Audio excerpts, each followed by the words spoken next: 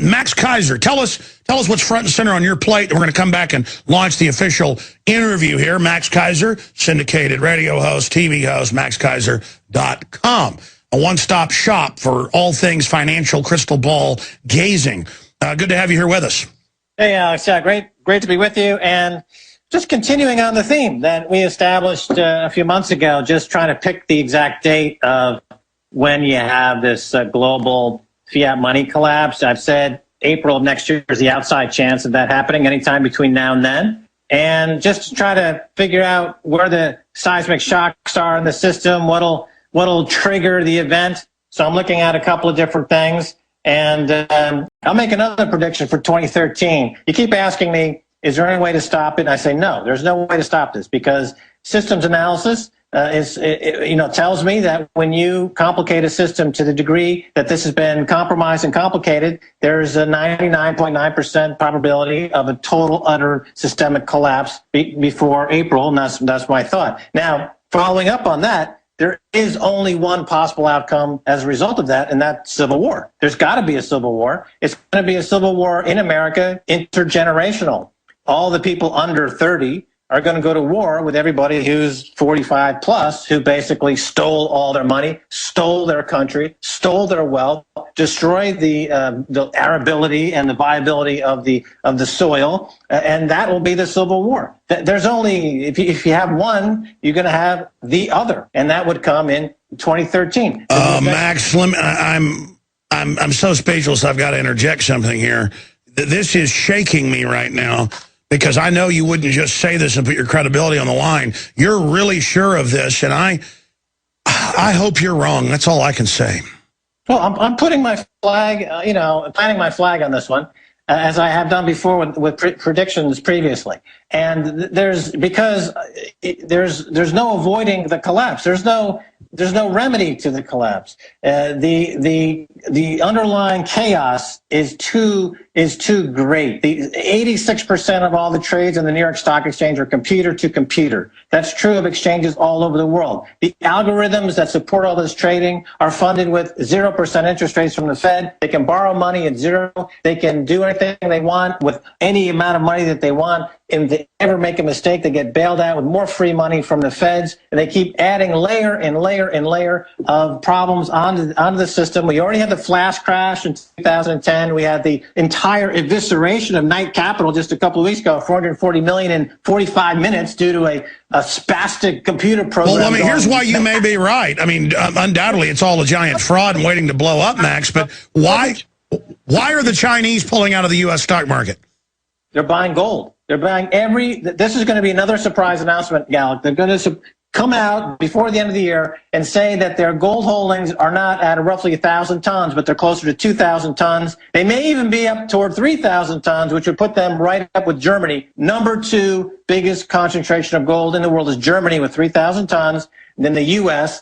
with 8,000 tons. China, big surprise announcement coming this year. They're either going to probably double their gold to 2,000 tons. It'll shock the world. It'll put a whole nother wave of buying pressure on gold, which we still see is going to continue its climb to $5,000, $6,000, $7,000 an ounce. And China is a big part of that. As you mentioned, Soros is now back in gold in a big way. John Paulson, one of the biggest hedge fund managers in the world, is now 44% of his fund is entirely in gold bullion. That's billions of dollars. The hedge funds, the smart money, is always the first mover, and they get in there first. They know what's coming. They see the collapse. A lot of other hedge funds are closing business because the system is too chaotic. There's too treacherous out there. Funds are just pulling the plug. Well, yeah. Well, that's what the Chinese said. They said Monday, of course, you just mentioned it earlier, they said this system doesn't work. It's not real. In fact, I had the article. I forget their exact statement, but we'll try to find it during the break, but they were like, this system is no longer, we can't gauge this. They basically said it wasn't real. Exactly what you're saying, Max. Yeah, I know. They listen to my show. Well, they listen to reality, I'm sure, and they probably do listen to you. We'll be right back with Max Keiser and your phone calls, and he's got a lot more to cover. Stay with us. As I mentioned on the last show, I've done some more work looking into Japan. Japan is a very interesting country because they funded 20 years of stagnant economic development with their savings account. So people in Japan are almost forced to buy Japanese government bonds. But now demographically, these people are retiring, so they have to sell to fund their retirement. So that means a guarantee upward move in interest rates. That could be the trigger that starts a global cascading effect in the entire. What got me started on this is because it just emerged this past week, Alex, that the second biggest buyer of U.S. Treasury debt now is no longer China. Number one, of course, is America. America is the biggest buyer of its own debt. But taking the second spot now is Japan. China is walking away from the table. Japan has always been under the Treasury of America's thumb. They'll do whatever America says. And now they are the number two biggest buyer of U.S. Treasury bonds. But that is extremely dangerous because their economy itself is a tinderbox, probably the weakest, most fragile economy in the world after the Fukushima disaster, after 20 years of the zombie economy and the zombie banks. But now they are supporting America. Japan, the zombie economy, is supporting the American economy. To give you an idea of how fragile the system is. China is walking away. What is China buying with the money that they have? Well, it's turned out that they are buying gold. My sources tell me that China, before the end of this year, will come out with an official statement announcing that they've upped their gold by over 1,000 tons. Stay there. We're going to come right back with all things economic. I don't tell you this stuff to scare you. I think you're like me. I think you want to know the truth. The truth's always there anyways. And now things have really deteriorated. Fox News, AP, Reuters, they're all talking about global collapse. Banks prepared for collapse. Banks told prepare for collapse. We've been now told, and China has announced the government's pulling out of the U.S. stock market, saying it's fraudulent. Just what Max has been saying. George Soros and others rushing in to buy gold, getting completely out of the market, even privately. They stopped managing people's money years ago. What does all of this signify? For those of us watching, the writing's on the wall. Massive war, total collapse. Can it be averted? Or, Max, when you say collapse on the outside by next April at the latest, are you saying that it will happen? Is there any way to avert it? What does the collapse look like? Max Keiser, you have the floor. Yeah, I'm saying that it's a 90% chance of collapse by next April, but it could happen at any time between now and April. The global economy, you have to look at it in terms of the way a systems analyst would look at any complicated system. Every time you add more to the system, the complexity doesn't rise in a linear fashion, it rises exponentially. So every time the Fed puts on more quantitative easing, every time investment banks bail out some other investment bank, every time more derivatives are released into the system, you don't go from, let's say, 700 trillion in notional value derivatives to 800 trillion in a linear way. You have to think of it in terms of this global quadrillion to 2 quadrillion derivative souffle being encumbered with exponentially more risk. This is classic systems analysis because we no longer have an economy of supply and demand, of output, of factories, of wages. We've left that world 40 years ago when we went off the gold standard in 1971. By the way, this is the 41st anniversary of the closing of the gold window on August 15th, 1971 by Richard Nixon. But all this time since then, we've been building in the complexity, building in the debt. And so now, between now and April of next year, is my call, you're going to have complete systemic collapse, much worse than in 2008. 2008 was just a precursor to what will be a complete and utter breakdown. And just so the game here is to try to pick where it starts, what's the trigger, and to study it in terms of how the economies rattle and roll as a result of this complete and utter systemic breakdown. As I mentioned, Japan, to me, seems like the weakest link in the chain. Once that goes, it's one of the top 3 economies in the world, the second biggest creditor behind the U.S. itself, the U.S. debt, and they just have a lot of awful demographic and economic trends going against them.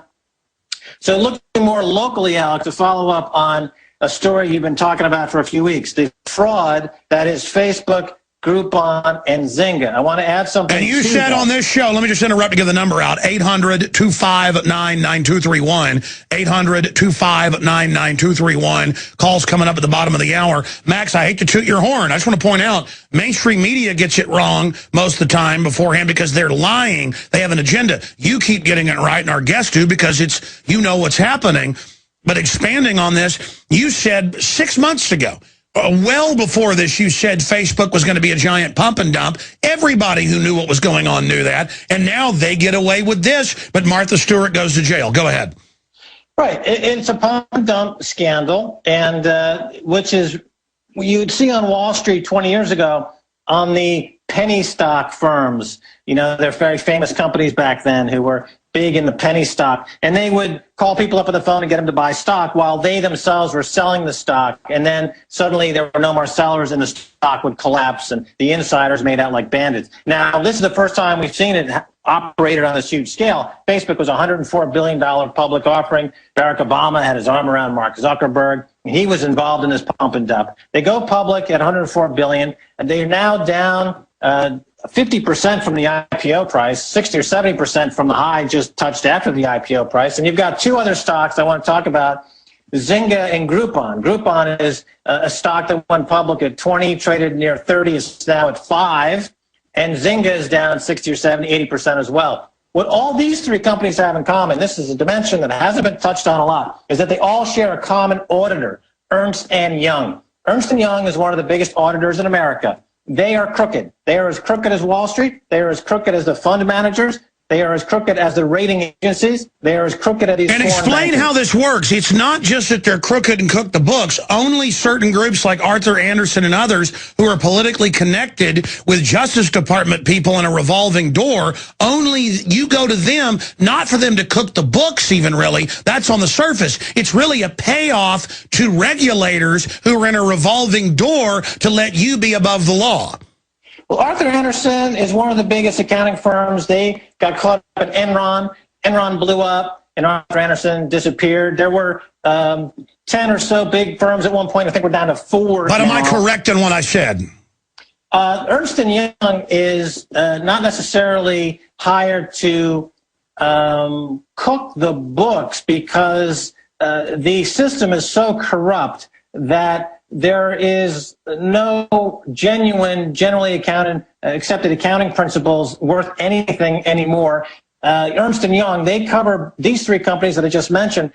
They have just lost, in total, these three companies alone, the market caps have dropped by $62 billion in the past just few months since going public.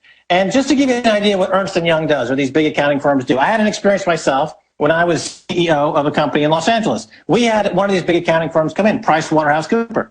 And the trick is basically, it depends on what they call revenue. In the case of Zynga, that they sell virtual tractors, and they sell virtual raspberries as part of Farmville, which is a game on Facebook. Ernst & Young would count the virtual money as real money. So that was the fraud that they were committing. In the case of the company I was involved with, PricewaterhouseCoopers, they were identifying losses as revenue.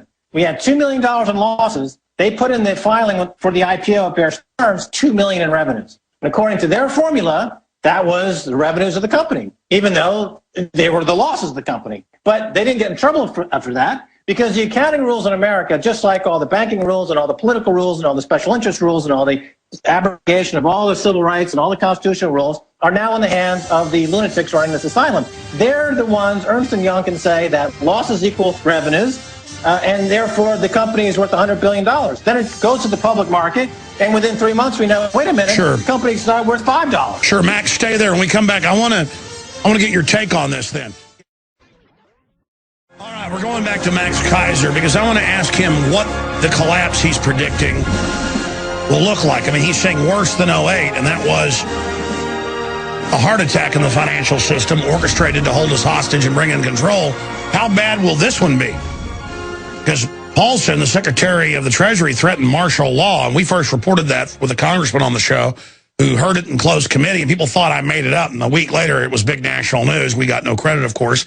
And it's not that that even matters. I'm just tired of people doubting it when I have a congressman on or I have somebody interesting on, and people just can't believe it was even real.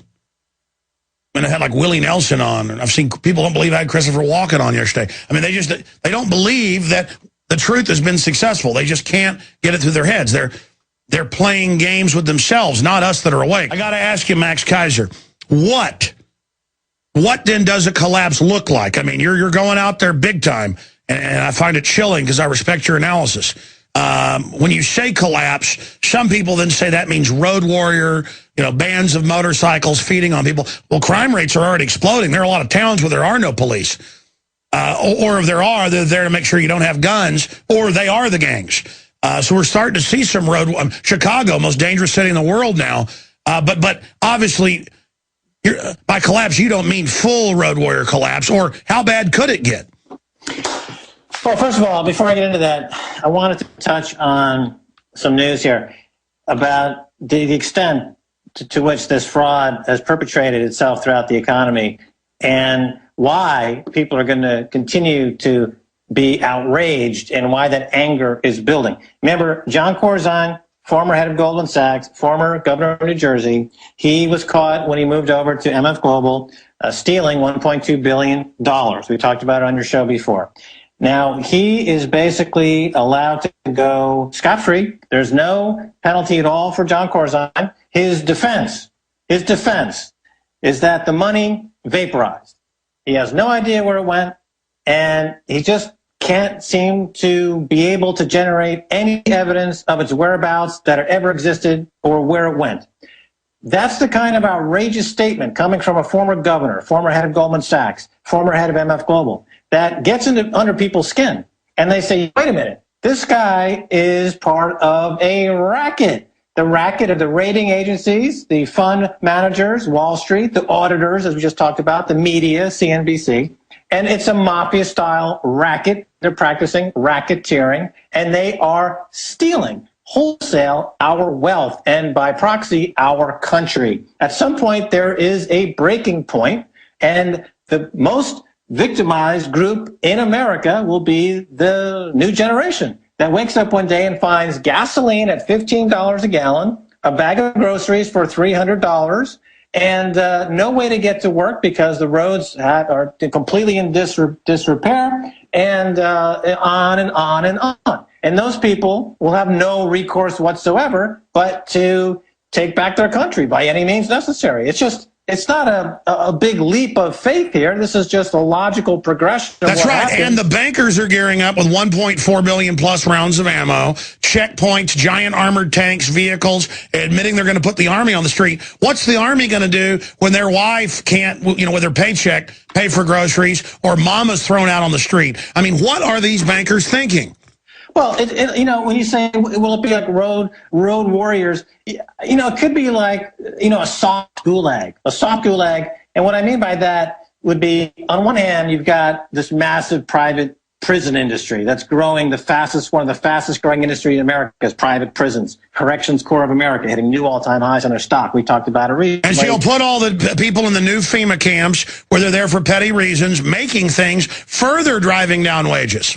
Right, and prison labor, since we talked last time, has come out that factory owners in America are complaining to the Chamber of Commerce because the prison labor now, which works for 80 to 90 cents a day, is becoming such a big component of the American labor force that the only way you can get a job in America now is to go to prison, to find yourself in prison. And so the manufacturers, the factories in America, they don't have anybody to hire because the people... Yeah, and look at the crime wave in France, the riots, the crime wave in Greece, and they've disarmed most of the people, so the criminals are just robbing, and it says the police can't help. Yeah, because it turns out the cops are the ones robbing a lot of people. I mean, this can only go on so long. All right, so my idea of the soft gulag is, first of all, you have the hard gulag, which are the prisons and the camps, and we see that being telegraphed in the stock market already because the capitalization of those companies is moving aggressively higher because they know that they're about to get 20, 30, 40, 50 million new inmates, and that's incredibly profitable. They get huge tax abatements. They own the restaurants and the hotels near the prisons, so people go visit their family in prison. They eat in the restaurants. They stay in the hotels. You lose your voting rights. It's a fantastic money center. But the soft gulag, we saw that last week with the introduction of face deals. You know, these new Facebook cameras in retail shops that are geared to face recognition. And you get discounts by giving up your liberties and freedoms, but that's only up front. Later, everyone will have to do it to buy and sell. Right. So, in other words, you give up your liberties and freedoms for a deal on some Chinese-made garbage. So you get 20 cents off, and you'll allow Facebook to essentially keep you in check, keep you in line. Whenever you go into a mall or a shopping environment, and of course they'll hook it up to the grid, which includes every camera out there, you will be buzzed on your cell phone whenever you stray off the path. If you stray toward a retailing outlet that they don't want you to go to, or doesn't have the deal that they want you to look at, you'll get buzzed, you'll get phoned, you'll start. Yeah, this is how they control markets. We've got to go to calls because I promised to, but new documents, Big Sis lied about canceling mobile body scanner program. They're now rolling out they have the Army doing this. We have footage on local news from New York where they make you and your family drive under a high-powered X-ray machine that shoots through metal, more powerful than a chest X-ray, and they're still rolling it out. New documents, Big Sis lied about canceling mobile body scanner program. Homeland Security claimed it had dropped the plans in an early stage, and we've got the local newscast showing the idiot police and military standing out there under high-powered, guys, show people this article, it's incredible, under giant high-powered X-ray machines that shoot through your car and your truck. I mean, this is suicide. I mean, these globalists are just setting up a system of total war against everybody with the GMO food, the radiation, the mass death. We are run by lunatics. Right, the soft gulag concept is coming into focus. And Facebook, by the way, also is introducing online gambling in the UK with British pounds. So that, remember, I call it the Gulag Casino, which is people will give up their liberties also for a chance to gamble online. Of course, they hold out these enormous, mega, multi-million-dollar pots of money. Yeah, all fake dreams, all manipulating. The people going to the private prison to visit their family don't even know the restaurants, gas stations, hotels are owned by the big mega bank that owns that consortium that actually shipped the drugs in, that their son or daughter got caught using. The troops grow the opium, total black op murder, massive record suicide by the troops, cancer viruses being injected in us. Total insanity. Again, that's the type of collapse you're talking about. Let's go to Roy in Montana. Roy, you're on the air with Max Keiser. Well, thanks for taking my call, Brother Alex. Mr. Keiser, good to talk to you. My question is, I can't really afford gold, and obviously it's going to go way up. Do you think silver would be a good investment for somebody who can't afford gold, or do you just, at this point, just invest in... You're talking to Mr. Silver right now, Max. Yeah, silver, of course, they call it the poor man's gold. It's basically the same thing as owning gold. It'll operate the same thing. You know, gold and silver now, more and more, are being considered a currency. The commodity, the CME in Chicago, the Commodity Mercantile Exchange, just announced today that they are accepting gold as collateral. That means for the first time now, these commodity futures operations who are part of the banking system, they are so distrustful of the banks themselves that they are violating this idea that gold is somehow not a money. They're saying now gold is a currency. We will take gold as collateral. So gold is seeping its way into the economy. It's being monetized slowly but surely. It's the only thing that's going to be left standing. 5,000 years of history will tell you that. Silver is just as good as gold in this environment. If you don't want to buy pure silver, you can buy junk silver, which is 90% silver, you know, the 1964 or previous. Everybody knows what those coins are. And when all this paper fully goes down, people are going to still be transacting. It's going to be whiskey, cigarettes, silver, gold, bullets, firearms, food, people that know how to fix things, trades. I mean, that's where it's at. Yeah, well, Stacy, my fiance, soon-to-be wife, you know, she has thousands of these miniature bottles of whiskey from the airplanes that she's going to use as currency, she says. By the way, Max, yeah, I've got a bunch of whiskey and stuff. Obviously not drinking it, but I'm joking. But I do have a bunch of whiskey and stuff. I mean, I know that there's a good chance all this is going to happen. I hope it doesn't. But, sir, I hope that answers your question. It does, and one quick follow-up, what would that do with a person with a mortgage? I mean, if the dollar tanks and, you owe your mortgage in dollars, I mean, how does that affect the average homeowner? Well, sometimes, Max, you answer it. Go ahead. Well, theoretically, you inflate the mortgage value away, and it's quote-unquote good for the homeowner. But I think we're in an environment where there's so much economic dislocation and there's so many other variables at play here that it's not worth it in that sense. But your point is well taken. It's a good point, but there are other things to consider. And real estate as a class of investment is problematic for a number of reasons. You have the society breaking down. You don't know, different neighborhoods today could suddenly become war zones next week. There's a lot of things happening. But your point is well taken. It's a good point, and I can't, say it's not a good point. All right, thank you so much, sir. Let's go to Jay in Texas. You're on the air, Jay. Hey, how you doing, Max? Hey, there's an article out in Veterans Today about foreign cash disqualifies Romney from presidential bid. Something about him being over in Israel, in Italy, or London. Do you know anything about that? And I haven't seen that particular article. Romney, of course, is problematic for a number of different reasons. The whole Bain Capital affiliation and everything that goes on there. I don't understand why people would want to look at a guy who said his tax rate for the past 5 years is averaging about 13%.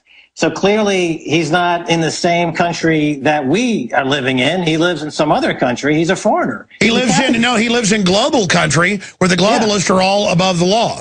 You can't really consider him to be an American. He doesn't, he pays taxes like he lives in the Cayman Islands. So go to the Cayman Islands and leave us alone. In California, you're on the air worldwide. Nice to talk to you, AJ. Remember, apathy is treason, my brother.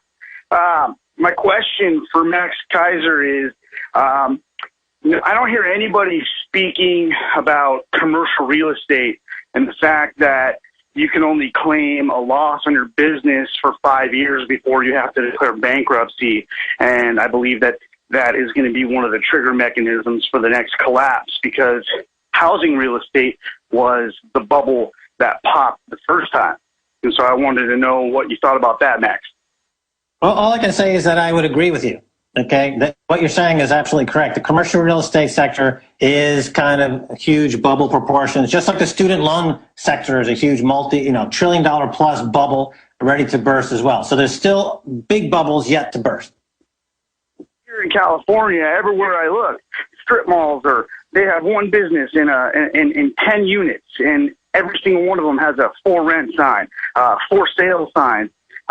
And they've been sitting for years. I have friends let me jump in here. So think that through for a second. So in other words, you got this commercial real estate that's vacant, that's not generating any income. It's backed by bonds, collateralized bonds of some nature, mortgage collateralized bonds, which have been sold back and forth amongst banks. And those banks, when they sell those back and forth to each other, they value them for 100 cents on the dollar. None of the banks yet have said, wait a minute, the strip malls are empty. Those bonds are not worth 100 cents on the dollar. They're worth only 5 cents on the dollar. No one has done that yet. They keep trading them back and forth for fees, and they're allowed to do that because they do it really off balance sheet. They do it on the dark exchange. They do it outside of the regulator's eyes. And so as a result, you have this building Mount Vesuvius of bad debt that's building on the balance sheets of these banks. JP Morgan, classic example, $90 trillion worth of derivatives, trillions of dollars worth of bad commercial real estate debt, and it's not being exposed because they... Well said.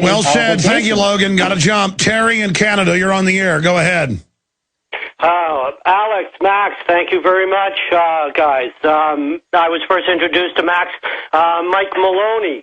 And when he air guitared the Sex Pistols, he had me hooked. So my question is, Bank of Canada governor is Mark Carney. He does double duty at the Bank of International Settlements. So my exact question is the Bank of Canada buying gold? And once this financial collapse happens, where does Canada fit into it all, being the biggest trader with the U.S.? Well, Carney's an interesting case because, of course, just 6 months ago, Jamie Dimon, CEO JP Morgan, was lecturing Carney on why he needs to reduce his minimum capital reserve requirements in that country, because doesn't he know that selling more derivatives is in the best interest of all the bankers around the world? Carney said, get lost, punk. And for that reason, you have to give them big kudos. They went through a huge banking crisis in the early 90s. They recapitalized everything. The Canadian banks are basically nationalized. They're not, so they have a much more strict oversight. They didn't get rid of their Glass-Steagall because they'd done that previously and got into trouble with it. Great points. We're going to come back, do 5 more minutes with Max Keiser of MaxKeiser.com. Again, if you're just tuned in, I'm Alex Jones of Infowars.com. No, we're not dry, old, fake left-wing media regurgitating fables. We're not old, dry, right-wing media regurgitating old fables. We're looking for real reality and freedom in our time. I hope Max Keiser's wrong. He says it's going to happen in the next 6-7 months. By next April, total collapse. I hope he's wrong, but there's a good chance he's going to be right. John in Indiana, you're on the air with our guest, Max Keiser. Yeah. Hey, Max, Alex, good to talk to you guys. I always enjoy listening to Max and you too, Alex. Just kind of wanted to tell you a little bit going on here. I'm about 2 hours outside of Chicago, close to a little place called Gary, Indiana. I don't know if you guys know about it, but it's a cesspit, basically, just rampant crime. But what they're doing here is they've opened up. They're opening up, I should say, several churches in and around the area to confiscate guns. So you can bring your guns in and basically get a $15, $25 Walmart gift card. So, and this just happened Wednesday. I just heard it on the radio here. The local radio station was just broadcasting it here. Yeah, like I said, a couple days ago. Give us your take on that, Max. Walmart is the company store on the plantation. Every dollar you save at Walmart, you destroy $1.50 in wages. If you shop at Walmart, you're putting yourself into a wageless prison environment. It's as simple as that. Same thing with Target, though. They're all the same. Yeah, okay. But Walmart is the biggest employer. No, I mean, it wrote the book, but it's now even being slave-marted out worse by Amazon. Possibly. But in other words, the retailing environment. Race to the bottom. Yeah, it's okay. The race to the bottom. I mean, if you want to segue into a discussion about guns, I mean, that's a different discussion. Yeah, but I mean, I was interrupting. Give us in closing your take on what's happening to retail. Well, no, it's the race to the bottom. I was trying to come up with a good metaphor for this this transition to this total collapse state. And you see it in nature all the time, Alex. The transition in these system dynamics when there's a shift. When you have water, for example, retains a lot of heat, and then suddenly it only takes 1 degree to go from water to vapor. Okay, that's a phase shift. And that's what I'm talking about. The heat, the water, the system is heating up with systems breakdown. And once we get that one final degree shift in complexity and outrage, you have a phase shift from water to steam. And steam, compared to water, is extremely, unstable. Yes. And that's the society that we're heading for in 2013, something extremely unstable. So when you say collapse, you mean lots of instability, crazy stuff going on, and the globalists know this shift's happening, so they want to flip it like judo and take all that rage and use it for them to take over. But you're saying you don't see things going well for them, or will they stay in control? They've got all that. I think they're in good shape, Alex. We're going to have you back up very soon. Thank you so much, Max. Ask yourselves, what are you doing in this time of great challenge? What are you doing to unlock minds?